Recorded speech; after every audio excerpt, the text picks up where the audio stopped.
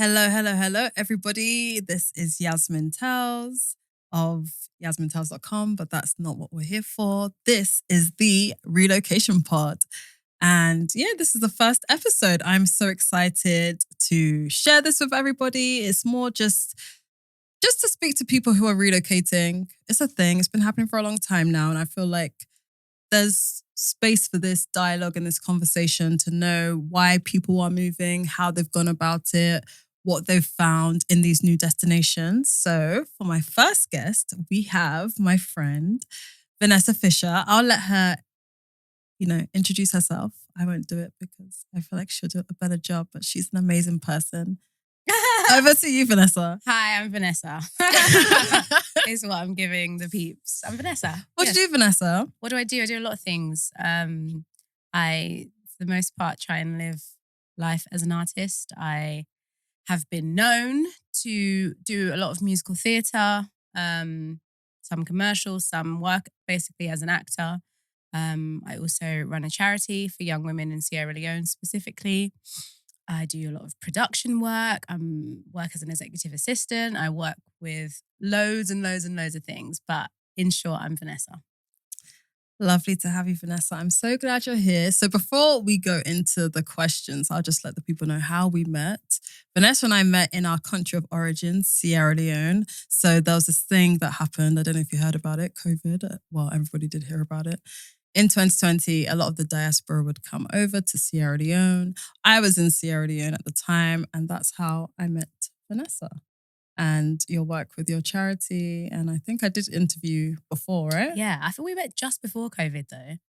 It was during that time though, wasn't it? No, it was before. Because I came back out during COVID and I already knew you. But I met you in that December year of return. Oh, 2019. And then I came back to the UK. I put all of that into one. Yeah, the reason I don't put it into one is because that was the time of my life. And that month I partied like I knew COVID was coming. I did not sleep that December. I always remember, Vanessa, I would want to go and sleep. People were like, oh, you can sleep in the new year. You can sleep in the new year. That's what I'm saying to you. And then we had COVID. So that's why I say I don't lump them together. During that time, I had such a fantastic time that I know that time was hard. Do you know what? I always say December hasn't compared to that December since. That's what I'm saying, because it was just before COVID. Was such a fun time. I separate. That's what I mark as like the last time of real salon enjoyment. December. Yeah, that was great. That was great.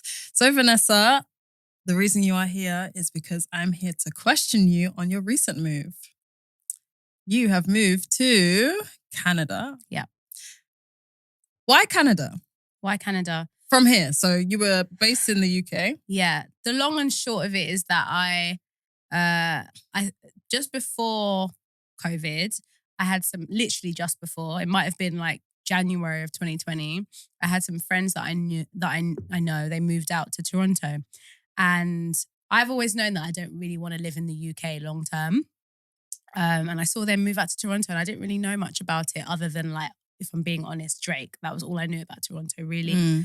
And they seemed to be having the time of their lives. So when they came back and I was working again, theatres had opened back up again. I was working with one of those friends and I was saying to him, like, Toronto looked amazing. He was like, I think you would love it. And I said, I would just like to move out there with a job though, just so I can like get a feel for it whilst working. And with a job, I meant like a theatre job. So then I sort of said that, kind of mini manifested it and then left it alone, which is like one of the key things to manifesting is that you don't obsess over it. You say the thing and then it's like ask, believe, and then you'll receive. So I left it. And then about a year, I think it was about it was about 6 months later, my agent called me and was just like, look, a show that I had done previously in London is going to Toronto. Previously I had understudied the lead role and they were like, but they want you to play the lead role. If you want to do it, you're going out for 3 months and you need to leave in 10 days. So I packed up my whole apartment, flat, packed it all up and I left and I went out there for 3 months and I instantly fell in love with it. My friend was right. I just loved so many things about it. I loved the pace of life, the people. Yeah, I remember. I went out in winter time and I still loved it. And everyone was like, if you love it now, for real, you have to come back in the summer. So before I left in February, I applied for a 2-year visa, which is called the working holiday visa. So you just get 2 years to experience working and living out there. I believe you have to be 18 to 30, but they've pushed it to 35 now, but double check that, fact check that. So yeah, I applied for it before I left and I got granted it within like 3 months, I believe. So then I moved out there last July of 2023. Amazing. Yeah. So what would you tell somebody who wanted to repeat like the same process that you've done? Depends on a few things. If they work as an artist or if they are more in the corporate world. I think if you're more in the corporate world, it's a little bit easier than as an artist. I think these are trying times for artists right now, wherever you are, in terms of like work and strikes, and there's a lot of like blocks in the way. But as more of a general, I would just say, just apply. Because as long as you have, I believe it's British citizenship or, as long as you can move around and you can go to Canada, you can apply for it. You don't have to have ever been there before. I just recommend trying it because I just had the time of my life. I've had the time of my life. Obviously, I'm back now and I'm planning to go back out there. I know that's right. But yeah, I had an amazing time and it was really challenging but really fulfilling to move somewhere on my own. I really knew about 5 people max and I fully created like a whole life for myself, a whole community. So I would just say, just apply.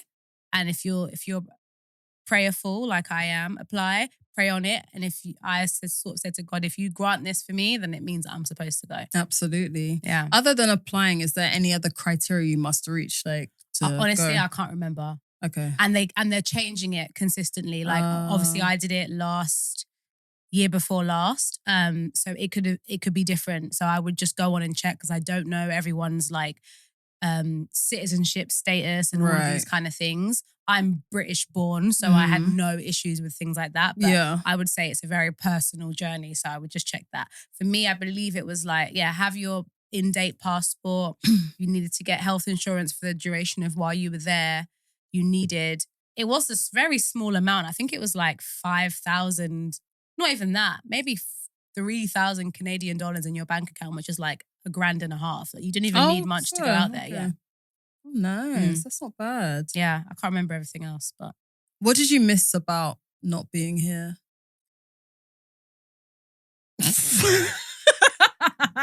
Tumbleweed. Nothing. What did I miss? Family? Yes, but I was going to say family and friends, but I'll be honest, like I don't really miss, like I don't get homesick. I never got homesick. I was in constant communication with family and with some friends just by way of like if it aligned. So at no point was I like, oh, I should go, like at no point did I have FOMO or anything like that. I'm very much like present of where I am at the time. I think what would I say I missed? Probably more towards the beginning of while I was there. I actually missed sarcasm because the Canadians are so genuine. Certainly in Toronto. So they don't even understand it. It's not that they don't understand it, but it's just not it's not their go-to. Like me and some British people that I met out there would joke that like in Canada or in Toronto, I have to keep saying in Toronto, if you like were walking down the street and you tripped up and you were with your friends or whatever, their first response would be like, are you okay?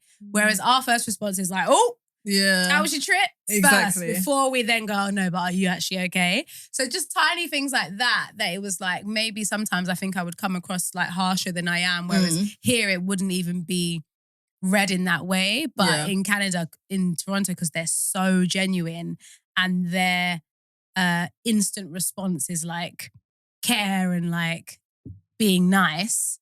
I was unsure about that to start with. And now being back in England, I'm rubbed the wrong way by it. Because I'm like, oh, everyone's so like, oh, do you know what I mean? Yeah, you're expecting everyone to be genuine how they are out there. I'm so used to like those ways now. Oh, that's good to know that the people are nice and genuine. Super. Do you think that's just in Toronto? Or are they like that genuinely, like all Canadian people? People in Toronto think that they're not friendly, which is hilarious. So it's similar to like in the UK where it's like if you go up north, they're known for their like northern hospitality and like They are very like, you walk down the street and they'll say hello to each other, even if they don't know each other. Whereas in London, that would be weird. Toronto think they're like that, but they're not compared to London. They're going to get the shock of their life when they come here. Yeah, but then also they'll have like the new girl effect. So like people will warm to them because their accent's different and they dress different. True, so true. They Is that what that's called? The new girl effect? Yeah, like they won't be affected by it in that way, I don't think. Nice. And did you ever go outside of Toronto? No, I meant to. That's why I have to keep saying Toronto because I can't speak for the whole of Canada. Of course not. But I just loved it so much that I only left to come back here and to go to New York a couple of times, but I didn't go to like the other places because I met a lot of friends in Toronto that are from like Vancouver or Montreal. Yeah. So I kept saying that I was going to go with them so they could show me around, and then we just couldn't like make it happen. So I hope you don't mind me asking you this question, but I was telling someone earlier today that, I'm interviewing Vanessa, and I was saying how you're an actress and you moved to Toronto, and they were like, but why didn't she move to New York then? So yeah, that's literally the question I have, because I don't know. I think because I started it saying that you do theatre. Right. So maybe they were going from it from there. Yeah. Well, Broadway is like the mecca of theatre. So that I understand that question, I guess. I think I've been going to New York since I was maybe like 9 because I have family there. So my mum would always take us. We'd go and do Maryland and we'd do New York. Whereas I'd never been to Toronto before. For me, the pace of life in New York is too fast. It's similar to London. It's why I don't really want to be in London long term. Toronto is like right in the middle. It's like it's busy, but there's so much space that it never feels congested. And even down to like, this is a silly thing, but down to like alcohol, you can only purchase alcohol at stores called LCBO. So those LCBOs, they close at, I think at like maybe 10:30, 11 p.m. So you can't even purchase alcohol outside those hours. Things like that have an effect on how the people in the town behave, Absolutely. Right? So it's the pace, whereas here, any corner shop, you can go and get alcohol at any time of night from an off license. So things like the work-life balance, I feel like is more balanced in Toronto compared to like New York or London. Just the things that they value, the being outdoors. When it's hot outside, people are like in the park with the dogs, playing tennis. I know that we do that here, but I think our initial reaction is that we're going to the pub here. That's like the culture That's here when it's sunny, culture. Right? Yeah. New York is different. New York, I prefer New York to London, even though it's busier, but I do think it's more, Black creatives are at the forefront more in New York than they are in London. Race, for me, plays a huge part in why I don't want to be in the UK, but we'll come to that, I'm sure. So yeah, all of those reasons, I genuinely just prefer, when I even went to New York while I was in Toronto, when I came back to Toronto, I was like, that was fun, but I'm actually happy to be back here now. But that being said, Broadway is still on my list. My agent is in Canada. My UK agent obviously is here. My Canadian agent is there, but they put me up for Broadway shows all the time. So I would 100% go and do, if granted, a year contract on Broadway and then try and go back to Toronto. I just wouldn't want to relocate to New York. Right. So you'd make like Toronto your base. Yeah. So I want to have a base in Africa and then a base in the West. I don't know where it's going to be in Africa yet. It could be Sierra Leone, but you already know. But if it's going to be in the West, I am going to have one in the West, and I would prefer it to be in Toronto rather than in London. Amazing. I love that for you. Yeah.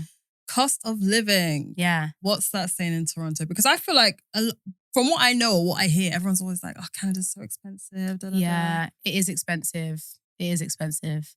More than here? I don't know, because I don't know how to calculate it, if I'm being honest, because first of all, it's pound to Canadian dollar. So the pound to USD is pretty much almost 1 for 1, whereas pound to Canadian dollar is like 1.7. So you get a lot more for your money from pound to Canadian dollar. So I don't know how to quantify it, but I put it this way. I believe, although Toronto is expensive, what you can earn matches that. Right. So I wasn't always working as an actor in Canada. I was working for the most part in a bar and then in a Jamaican restaurant. Mhm. There were nights where I could come away from the restaurant or not. People in general, I wasn't even making the most. People left there with $500 a night What? in tips, especially when it was like Carabana, which is the Caribbean festival. People left, Caribbean Carnival. People left with $550 in tips per night. So if you're calculating that, like you could never make that as a waitress or waiter here. I think ever. that like the tipping culture in other countries always confuses British people. Yeah. Do you not find that? Yeah. They're just like, why am I going to tip this much when it should be included? Da, da, da. Yeah, and I agree with it. Yeah. I agree with it. You're like, I received the tips, but I agree with it. but also if I didn't get a big tip, I wasn't super like mad about it. I was like, okay, like some people only have what they're coming out with to pay for the meal and pay for their travel and go home, right? And what it does is it causes like the customer to not enjoy their experience. No, well, not even that, but I mean like the reason that servers aren't earning enough is because the employers aren't paying enough. Them enough. But then they make it the problem of the customer, and I don't agree with that either. I feel like they should just pay you so much that you don't have to rely on tips. Exactly. However, I made really good money in tips, so I'm not complaining. So if you want to tip me and if I'm providing a good service and you want to tip me, amazing. If you don't, then I'll just take that L, which I did sometimes. I hear it. It makes sense. Back to what you discussed about how race is important to you, where you live. Yeah. What would you say the demographic is like in Toronto? I would say, I think London is diverse and Toronto is multicultural. Oh, that's interesting because people always say that London's a melting pot and London's multicultural. London's diverse. Okay. There's every race here. Okay. But they don't play together, I don't think, as much as they do in Toronto. Okay. I also think there's more of a ceiling here. In Toronto, endless. I go to a spa, I can go to a restaurant, I can go to a whatever.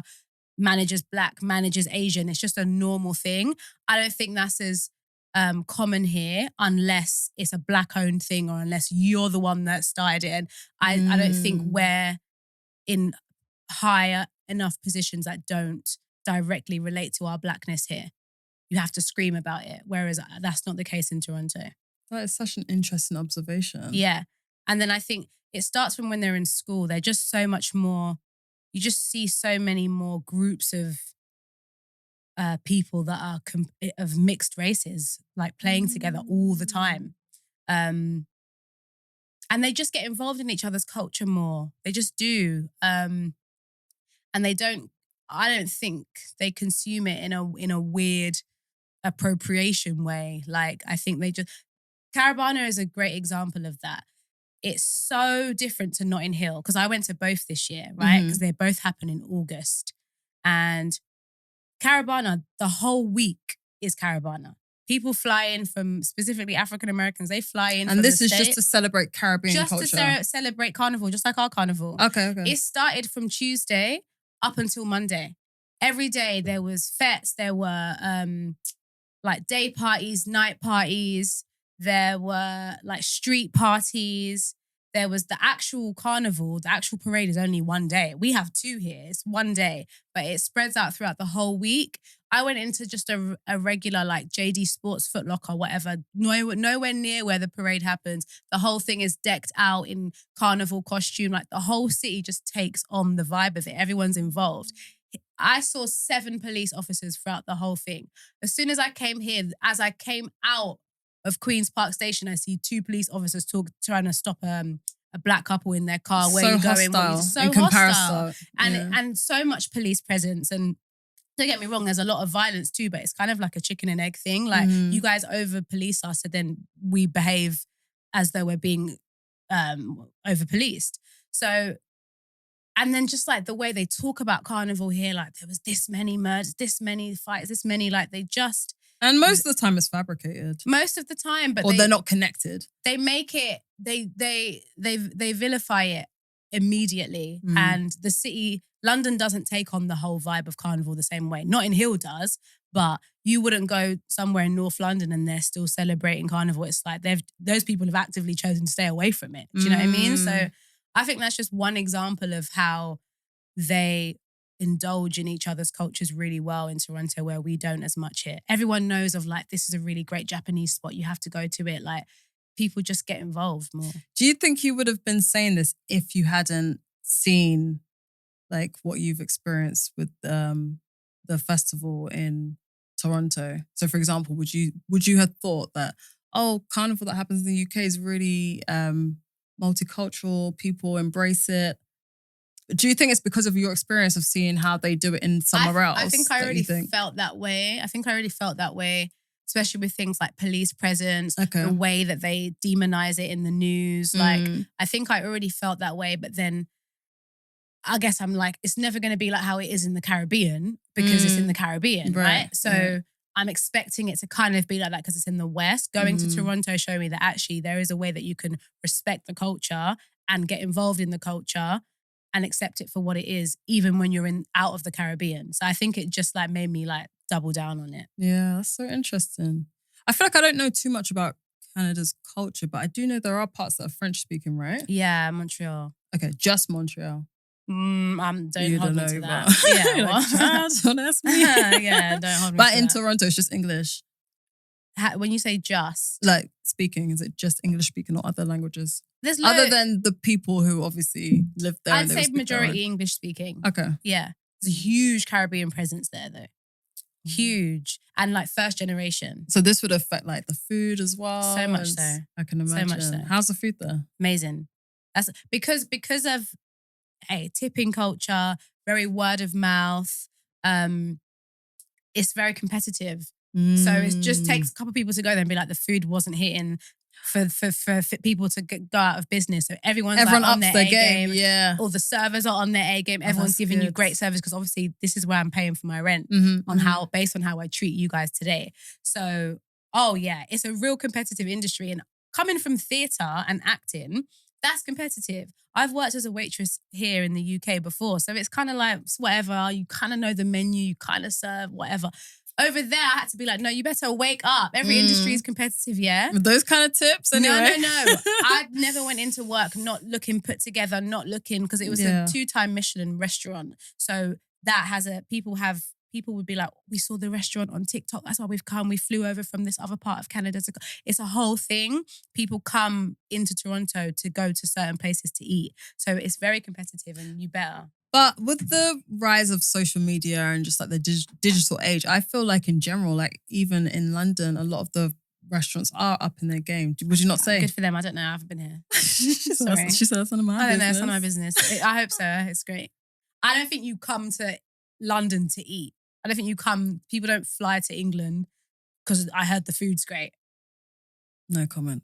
Cool. You know what I mean? I'm sure that obviously there's great food here. We have such a bad rep for food. I shouldn't even say it's just not we have good food, but it's not what you come for. Yeah. What do people come to England for? To rob it. Honestly, to come and collect money. That's the thing. I think that's, again, feeds into why I don't love the tone here. But I think things are happening seasons. So I'm in a season of like get money right now. So being in London makes sense. And I feel like if you want to make money in London, you can make money here for sure. There's a grind to this place and there's a capitalism is in its peak here. Absolutely. Everyone is up at this time, sleeping at this time. No one got enough sleep yesterday. Everyone takes them an hour and a half to commute today. Everyone's on a grind. Yeah. So I think you can come here to make really good money and you can, if you're willing to work hard, you can make a very good life for yourself. I don't know because it's so expensive how much that life is going to be here. But that's why a lot of immigrants want to come here, make money and send it back home because the pound is so strong. So I think you come for that. I think you come for freedom because you really can do what you want here for the most part. For the most part. Yeah. There's a freedom here. You can wear what you want. You can love who you want. There's a freedom that is afforded to England, specifically London, that not many places in the world have. But how does that compare to Toronto? It doesn't. It's the same. Okay.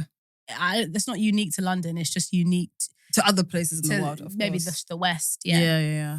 I think Toronto, I'd say, is the same. Okay, that's cool. Do you think you have influenced anyone like in your vicinity to want to move? I don't know. You've had a few visitors though in the time that you've been in. Oh, as in wanting to move to Toronto? Yeah, a couple of people that came said like I could definitely see myself living here. Okay. But I don't know. I have to ask them the question. Yeah, I don't know if they... I feel like most of my friends... That's what I was saying to... One of my friends just moved back to South Africa. And I was saying it to another friend. And she was like, oh God, she's like you. And I was like, all of my friends are like me. Like we all move around. Yeah. Like, that's what my we do. friend says something, I find it so funny. She's always like, you're not a tree. Move. Yeah. Move.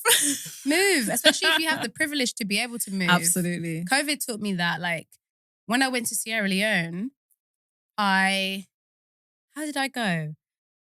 When I went to Sierra Leone and then I went to the US. And to go back to Sierra Leone, I went through the US. Now, if I was coming from England, they wouldn't let me in because at that time, our government was moving so crazy that everyone was scared that we were like super spreaders. So because I came from... When it was already nesting in this England. Right. So because I came from the US... Sorry, it's the other way around. Because I went to the US, because I came from Sierra Leone, they let me in because I wasn't coming direct from England. So the USA borders let me in because I came from Sierra Leone because Sierra Leone was doing so well with the COVID numbers. Right. However, I had a Sierra Leonean passport and a UK one, and only my UK passport would let me into the US. Do you get it? So I could never have gone with my Sierra Leonean passport because they would have been like, ma'am, where's your visa? You're not coming to the USA.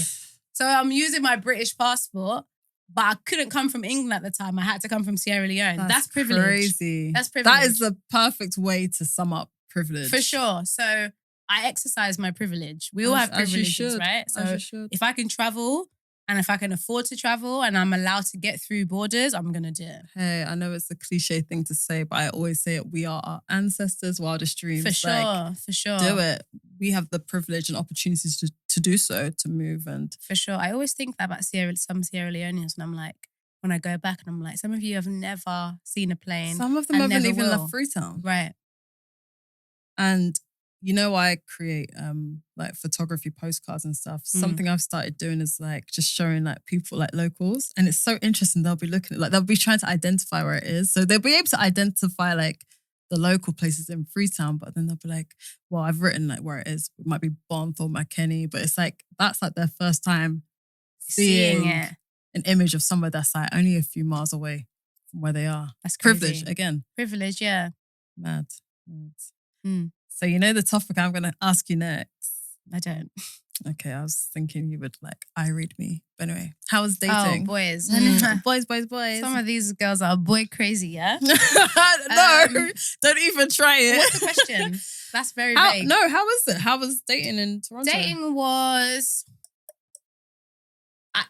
it's like that's the new girl effect. So I was okay. I was British, first of all, which I still feel like Americans specifically struggle with like Black British. They just can't like comprehend if they meet a white person, they're like, "Oh, you're from England." That's like, okay, cool. Like, I think it's because some of them think that only Black people are in America. I don't know. For real. I feel like some of them look at you and think you're going to sound like them when you don't, and then it's like, oh wait, it's confusing. And then because I'm an actor as well, my British accent, it kind of lends more towards RP. Like receive pronunciation, so a little bit posher than maybe they're even expecting if they happen to have watched Top Boy. So now we're having a whole other conversation. So I actually had I had a great time dating. When I first got there, I'm not gonna lie, the accent jarred me a bit. I was like, why are you lot talking like that? And then like what? Just what their accent's like. Wasn't it just like American? I feel like Canadians speak like Americans. Yeah, but there's a subgroup that sound like kind of Caribbean, but also kind of British lingo. Oh. You know what they used to get Drake about when he would go into slang? It's given. And it was a bit like... It's given like Liberian. Do they sound I Liberian? don't even know what I would say it is, but it cringed me at first and now I love it and I love them. I spent enough time out there that it doesn't bother me anymore. But yeah, that was an initial like difficult thing for me. And also I found like the men really feel like they're the prize out there. They are the... Listen. I feel like a lot of men feel Before like I that talk these about days. the men, let me talk about the women. The caliber of women in Toronto is so high. Higher than here? Yes. All right. Higher than here. The women there are next level. Promise you. I said that to my boys. I was like, when you guys come out here, first of all, you're not staying with me because you're not going to be bringing people here. So get your own place. And they like co-signed it. The women there are like a different level for real. They have some of the most beautiful women in the world. I'm not even Why? Like in personality maintenance? So I'm just talking about how they look. Okay. I'm just talking about how they look and maintenance. Yeah. And they're closer to Americans in terms of maintenance isn't a joke. I remember, do you know my friend Carol that I met in Sierra Leone? Yeah. I remember when she was like, when me and my girls are going out, we don't go out that much. When we do, we hire a makeup artist. She'll come over. Everyone hires their makeup artist. This is just to go out to the club. Mm-hmm. Maintenance isn't a joke for them. Whereas you would only do that here if it's like your birthday or your wedding, hen. you know what I mean? Mm-hmm. So they value how they look a lot. And it's not, you're not doing too much. Whereas we have a culture here of like, don't do too much. Like, look nice, but don't do too much. Yeah. There's no doing too much. Yes, you better. Do you know what I mean? So, yeah. They don't play. I'm going to start with that. So then, because the men, I don't think they match up in terms of looks to the women. But obviously, the girls are like, well, there's no one else here. So obviously, I'm going to date you. So sometimes I think the men think that that's their equivalent. That's their equal. And then they'll travel and be like, whoa. No, but they don't have to travel. They're the prize there. Because there's not that many of them. But I personally don't think that's only in Toronto. I think that's in a lot of countries. What, they think they're the prize? Not that they think that they're the prize, but like it's not an equal playing field. No. Have you been to New York? Yeah. Have you seen the men in New York? It's equal. Yeah, but come on, name another country or another city. I hear LA is the same. Okay, let's say outside. I was referring to outside of America. I think there's examples I could use. Well, Canada is North America, so I don't know. I think even up north in England, the men are like good looking. Yeah, and you see like how the northern girls, when they're going out, like their heels are on, nails are on, lashes are on, perfume's on, like they don't play. That's what I'd say like the Toronto girls are similar to in terms of like just how they present themselves. Yeah, everyone's at the... that's the other thing. When I used to watch like American shows, and obviously it's hot there in the summer and stuff, and everyone's just like in shorts, in a bikini, in a crop top. It's like being in Toronto summer, it makes sense why everyone's in the gym like that. Because this place is so cold. Even if I'm banging gym in England, okay, I still have You're going to see it for 2 weeks. You're going to see it for 2 weeks. But in Toronto, you're going to see this shit for 4 all months. All the So time. Things like that, I think really having the environmental effects on you, actually, I started to see it in real time. How long were you in Toronto? 1 year? I did 3 months, came back, and then I did 13 months. So did you experience not a summer, a winter? Yeah. How was that? Cold. That's what Toronto is known for. Or not Toronto, Canada, I'd say. Like just how it gets really cold. Yeah, but I just think if I'm going to compare it to like England, it gets cold here too. Okay, you don't get high snow and disruptive cold, but it's still cold. But when it's summer there, it's summer. So my birthday's in July. I could plan right now for my birthday next year, I'm doing a picnic. Because you know the sun is going to be out. Unlike some places. I can't plan a picnic for 2 weeks just in case for end this weekend, because who knows what the thing's going to do. Bring umbrella, bring shorts, bring sunscreen. It's crazy. I was literally saying that to my friend, like when you're here, you have to make sure in your bag you have your scarf, your sunglasses, your SPF, your umbrella, because you just don't know how it's going to switch up. You don't know how it's going to switch up. All in one day, you could get all different seasons. Even when we go out now, it's going to be cold. Yeah. I'm running to the station. Like, it's ridiculous. It's just ridiculous. Yeah. So it's cold, but the other thing I'll say is they really, I guess they don't really have a choice, but first of all, they hate the cold too. They're not gassed about it, but they didn't have a choice, do they? they embrace it. So there's like, you go to the cabin and you make s'mores in the like with the campfire, and they embrace it. They go, everyone can ice skate because what else is there to do? Like, they do things like that. You're not just pretending that it's not cold outside. From what you've explained, they sound like very optimistic people. Like they do with what they have. I think that's a great way to describe them. Yeah. Of course, it's all general, right? But I think that's a great way for me to describe people. People ask me a lot, like, because obviously I was out there during the Drake and Kendrick beef. Oh, yeah. And like, what was it like? The temperament of Canadians isn't that. Yeah. So they're like, we don't even understand. Not even that, because they fully do. Yeah. Especially Toronto. But the temperament isn't like, cool, we're all outside. Is that we're where gonna go Drake's fight. from? Yeah, he's from Toronto. Okay. It's just not their temperament. They're too chill for that. They're not hype people. Yeah. So they weren't playing the song, but also they're not like super against it at the same time. It's just like, okay, that happened. Pop culture. It is what it is. There'd be more noise if that was like Kendrick versus a London MC. There'd be much more noise. Oh, absolutely. In London. Toronto was just like, he's good. Like, he's got it. He'll be fine. It's whatever.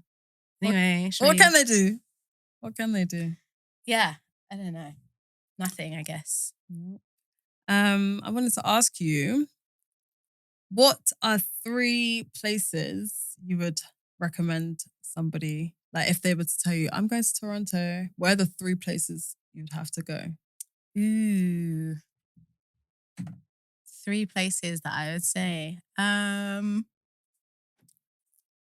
Okay, first of all, I'd say go to the islands. So near downtown, there's like a ferry dock where you can take a ferry for like 10, max 15 minutes to the other side, and it's the islands. You know, like in Drake's song, we need to forward to the island and get you home. No. You don't know that Drake song? I don't listen to Drake. I haven't listened to Drake properly like since Take Care. I'll be so real. That I think was before the Take Care album. Okay. It's called Blem, but okay. So, okay. Yeah, I know Blem, but I don't know the lyrics. Yeah, okay. so the islands are like, there's a nude beach, and there's like another island that you just go and there's just mostly grass.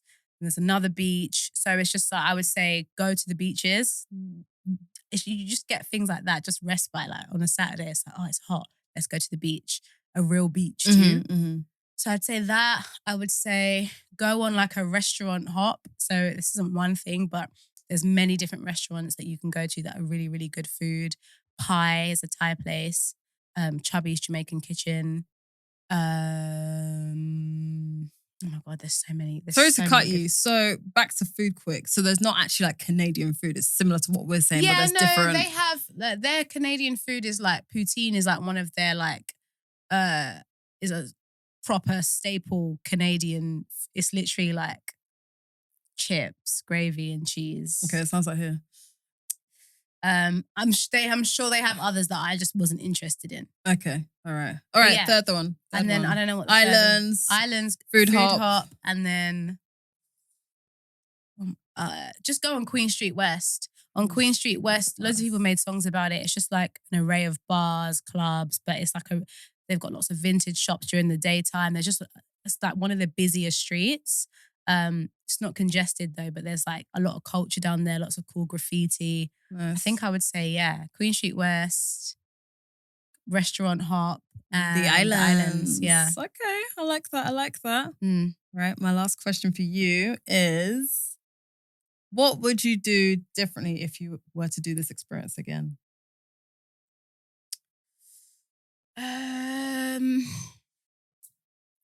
Nothing. I literally had the best year of my life. Even if I think of like slight things like, maybe I would have, because I'm going back again. And I'm kind of going back again because I should have done maybe like a little bit more research and I wouldn't have had to even come back here this time. Right. But I feel like I was supposed to come back here for personal reasons. So I actually wouldn't change anything. I like the way that I learn. I like the way that I meet people. I like the way that this opportunity leads to that opportunity and you can only really like piece it together in hindsight. I like the way that I take risks. So I wouldn't have changed anything. Everything happened in its divine time, I think. The way it was supposed to be. For sure. Oh, I love that. So your advice to people would just be to research a bit more and to do it. Yes, I don't have advice for people. Honestly, my advice to people would be to listen to your intuition. That's great advice. That would be my advice, because everyone's going to have a different, what worked for me isn't going to work for you. For some people, they're not in a position to just be like, jump ship To up be and like, leave, yes. For some people, Toss it might forward, be a thing of go. they have to plan it for 3-5 years to make that kind of move. Some Yeah. people might even have kids and like other liabilities. Exactly. So. Shout out them. So, so for those, that's what I'm saying. Like, I can't tell you the steps. I just kept listening to my gut and praying. That's all I did. And then just kept moving from there. That would probably be my only advice. For some people, they don't even like to pray. It doesn't work for them. So me, do the one that you want to do. Do you, boo? Do you? And best of luck. Love that. But Vanessa. definitely rob and leave this England. I said the other day, it was raining like rain. I said, that was like Wednesday. I Yeah. couldn't even leave my house. I was said, like, is this the England they were pulling minorities out of cars for? I'm telling This you. is what they were fighting for. Let's not Can we give it back to them? Let's not talk about that nonsense, because I knew as soon as 1 week passed, like they'll just put that all under the carpet like nothing happened. And isn't that exactly what happened? They did not even brush or touch it again. No, they're just on the news saying, is it racist? They're still debating whether or not anyway. Ciao. Let's not even end my podcast on that nonsense. Vanessa, it's been a pleasure having you. Would you like to give your @ or let people know where they can find you? You're going to edit this, right? No, I wasn't sure. I don't know. I mean, it's not live. I don't know. No, I was just going to say, because I'm taking a step away from social media. Oh, so fair I actually enough. don't. Fair enough. So I didn't know if you wanted to. I was looking at the I wasn't person, but I sure. doubt it. I'm not sure. I mean, you could, yeah, I was just going to say, I'm taking a step away from social media. Even by the time this is uploaded. I've deleted it from my... Completely. No, Forever and it's ever. on my laptop and I go onto it for work, but I've like deleted it. I'm trying to take a full step away from it. I don't even want to. Vanessa, do you know what you could have said? What? I'm not on social media. Okay, but this is the truth. This is my truth. Yeah, I'm saying you could have said that. But I am on social media. If you search me, you're going to see it, but I'm not interested in more followers or... Okay. Why? Why am I taking a step away from social media? Because I hate it. Fair. It's just the work that you find yourself in. You're like... And I actually don't even need it for work. It's just a lie that I would just tell myself previously. Like, oh, it'd be good. It's good for exposure. Like, no. The only thing you need to be an actor is to be a good actor. I know you actually don't need the social media. So it's just all... It's all PR. PR and things that we say to ourselves. So I actually I'm taking a full step away from it. In the process of getting a BlackBerry, everything, like I'm away. Oh, you're going to be even worse with your phone. Yeah. Gee Louise. You're already bad. Yeah. Because exactly. So you're asking me why. Like, you know firsthand. I hate being accessible. I like that. You're taking control of your time. I'm reclaiming my time. For real. So, yeah. All the best with that, V. Thanks. Thank you for listening to the Relocation Podcast. You can find us at... Good question. You can find me at Yasmin _TELLS. But yeah, that was the first episode. I hope you enjoyed it. And yeah, we will be keeping you posted for the next episode. Bye. Bye.